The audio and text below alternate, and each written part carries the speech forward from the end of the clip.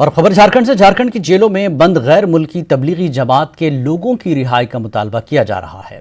Congress MLA doctor Irfan Ansari और मारूफ आलिम-ए-दीन doctor Ubaidullah Qasmi ने रियासती हुकूमत से मुतालबा करते हुए कहा कि रांची, धनबाद और जमशेदपुर की जेलों में कैद तबलीगी जमात से जुड़े बैरून ममालिक के तकरीबन 3 दर्जन लोगों के खिलाफ लगाए गए मुकदमात वापस लिए जाएं ताकि उनकी रिहाई के बाद वीज़ा फराहमी और घर रवानगी को यकीनी बनाया जा सके।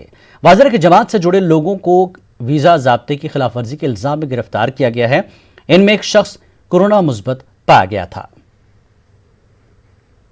तबलीगी जमात जो झारखंड में आए हुए हैं, केंद्र सरकार के इशारे पर जो झारखंड सरकार ने उन पर जो केस किया है, जो मुकदमे किए हैं, अब हमें नहीं लगता कि इसका कोई औचित्य है। सरकार को पीछे हटना चाहिए और कुछ धाराएं ऐसे लगा दिया गया है जिसके कारण वो अब विदेश नहीं जा पाएंगे। मैं कहना चाहता हूं कि जो जमात है, जमात ने कोई बीमारी नहीं फैलाया है। ये कोरोना तो चाइना ने फैलाया है और खामखा एक साजिश के तहत इन जमातों को बदनाम किया गया। मेरा ये मानना है कि सरकार को इस पर पहल करनी चाहिए और जो लोग बाहर से आए जो लोग हैं उनको ससम्मान